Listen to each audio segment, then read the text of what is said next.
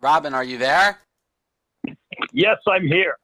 So, Robin Ficker, you're in the waiting room. Have you picked through all the M&Ms and the other things we have out there for you? No. No. The green All right. room. Listen, the green room.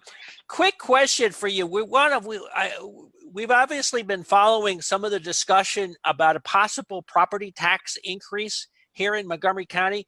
Can you fill us in on, first of all, give us the details of why people think that's going to happen, and B, can you tell us what the status of it is? Well, they're required to place an ad in a paper of wide circulation, which they have done in the Washington Post now. It used to be in the Montgomery Sentinel, which went out of business. And in that ad, they proclaim that they are going to advance a property tax increase of at least 1.75% and very likely 4.5%, which will collect 62 million additional dollars above what they collected last year. Now, I know that the county executive in the past has said that civilizations are never remembered for their tax rates, and he openly declared that he wanted a 4.5% increase. The council then said, no, they didn't want it. But since then, we've had the virus slowdown. They know that their property tax revenues are on the downswing. They don't want to spend any less money. So they know also that they can't dip into the health benefit savings plan as they've done the last 2 years to the tune of $100 million. So the only avenue in a county where no new business is coming in is to use the taxpayers as an ATM, even though in 2016, we had a 9% once in a generation property tax increase that we never want to happen again. That wasn't enough. They want an unlimited budget and the ability to exceed it. So, Robin. Go ahead. Sorry. So, Robin, first of all, we want to thank you for getting your referendum through where they need to have a unanimous vote for raising our property taxes. Just how bad it would be if you didn't get your amendment passed a few years ago. Well, yes, in 2008, I got the question passed, which requires a unanimous vote of the council for the council to increase property tax revenues more than the rate of inflation. That was after they increased the budget in 2008, 14.5% the county budget in 1 year. The amendment passed. It stopped property tax increases cold for 2009, 10, 11, 12, 13, 14, 15. Then they went whole hog. They thought, well, we've got it made. The Republicans can't take any of our seats. We've got it made. We can go ahead and unanimously increase more than the rate of inflation. And they did it 5 times the rate of inflation. Inflation was 1.8%. They increased property taxes 9%. And that still isn't enough, especially now that we have a downturn and some people aren't going to be able to pay their property taxes. They want to have the money to spend. No county employees have been laid off, although many in the private sector have. Has Mark Elric sold his Suburban, his $75,000 Chevy Suburban? Has he sold that yet? No, he said that he was going to be driving it around in an electric Volt, but instead he's going around in a gaseous big SUV.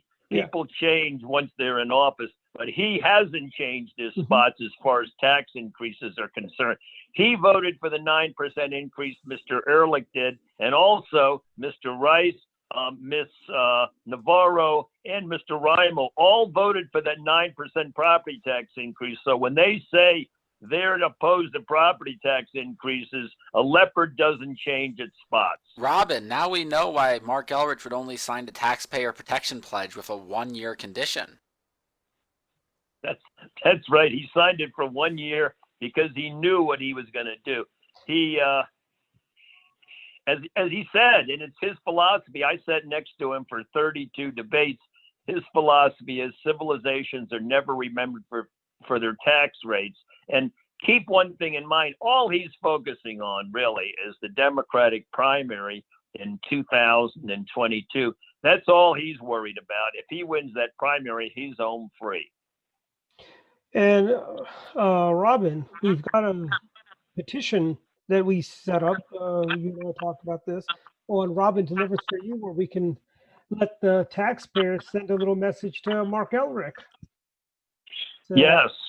Well, and- thank you, Dwight. You're a real computer geek, and you know how to set these things up, and that's a good way to send them a message. And interestingly enough, their hearing on the 21st, where they decide what they're going to do about the property taxes, is not going to be public. And I'm not even sure we'll be able to phone in. It's going to be a public hearing where people can write in. That's not a public hearing. They don't want to hear it. When they passed the 9% property tax increase in 2016, it was without debate. They have not publicized this proposed property tax increase anywhere. It's not even on the council's agenda.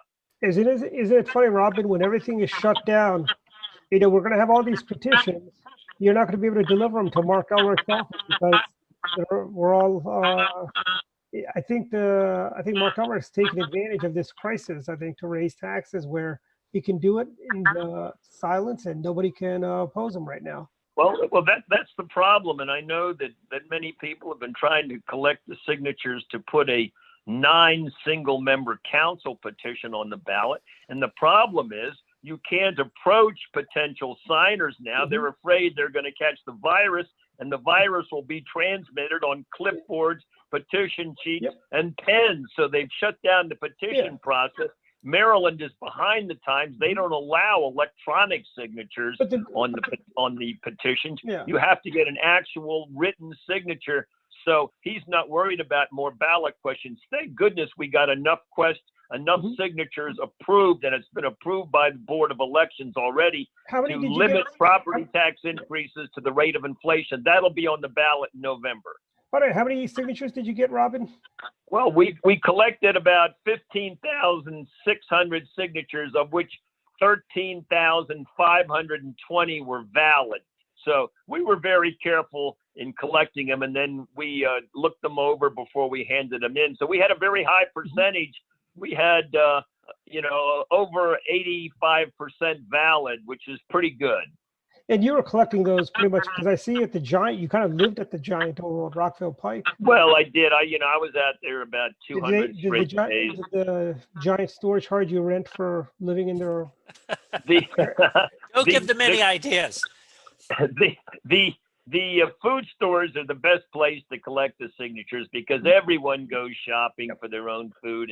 And I met Ted Leonsis there. He told me he signed it because he was the biggest property owner in Maryland, and he didn't want his taxes to go up. Everyone goes shopping. The food stores are the way to be. But the problem is now, if you're out there, they're going to think you're giving them the virus.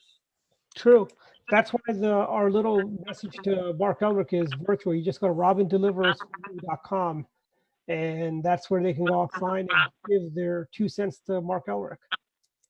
Yeah, well, he's deaf, I think, about getting messages of controlling spending. All during the campaign, he said he was going to make county government more efficient. All he wanted to do was treat the voters as an ATM, and he just gave the county employees last year a 7% raise.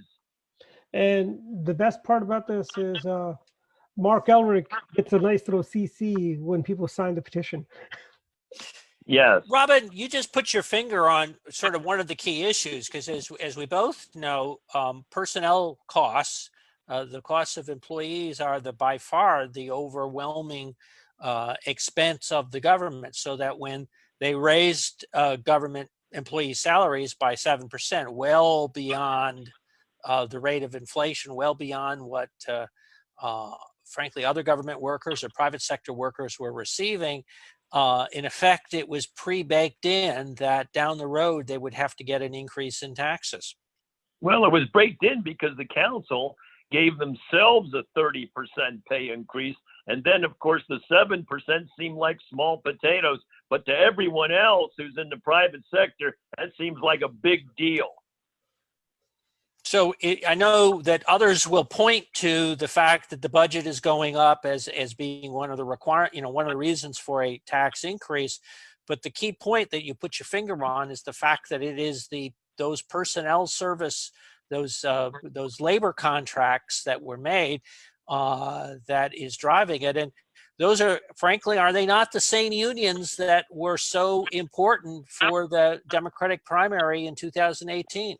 Well, they sure were. See, the public financing law in Montgomery County says you have to limit your contributions and you can't take any union or PAC contributions. However, in this case, the employees union set up their own private PAC. They said they were independent of Mr. Elric, but believe me, there was a deal made behind the scenes that he would give them raises and they would spend a lot of money on his campaign. You're right. So in addition to the money which was pretty substantial, that was coming from the campaign finance, there was all that independent expenditure that was going on to support Elrich and obviously the other council members as well. Yeah, union. They set up a big PAC that supposedly was independent of the public financing. Right. So now tell me what I understand. You may have some, how shall I say, statewide aspirations, Robin? Yeah, well, I filed my committee, and I'm going to be running on the issue of cutting the state sales tax 2 cents, because the Democrats want to increase our taxes up to $4 billion a year. And I think that the average homeowner needs a break, especially coming out of this virus letdown. We need a break, and we need to inspire people to locate in Maryland. We need to inspire employers to locate here instead of North Carolina or other states. So we're going to be, as far as I'm concerned, the first state ever to decrease its state sales tax 2 cents and give every Marylander a tax break every day. Robin, who's on your short list for lieutenant governor? There's a lot of good people in the state. Maybe Boyd Rutherford will continue to serve in that role. Robin, no one will ever say that you're not the eternal optimist. Well, we have to be optimistic for the people of Maryland, because Maryland can be the #1 state. We have the beautiful Chesapeake Bay. We can bring in high tech. We have a high levels of education here. We have people who are very well versed in how the U.S. government runs. So we can be #1. All we need to do is start bringing in jobs, which haven't been coming in because we've been gridlocked and because we've been getting a steady diet of tax increases. Let's turn that around. Let's give everyone a cut in the state sales tax and bring in jobs. Okay. And Robin, as the old Maryland lottery slogan used to be, you can't win if you don't play, right? You can't win if you don't run, right? That's right. So let me just do a refresh of how people can sign on to your petition. Well, are you talking I'm talking about the online petition. Dwight, I think that's actually directed at you. Yeah, Robin delivers let's for wait you. now. Yeah, robindeliversforyou.com. We've also got the link for it in the comments section, and it's up on screen right now. We hope you all sign.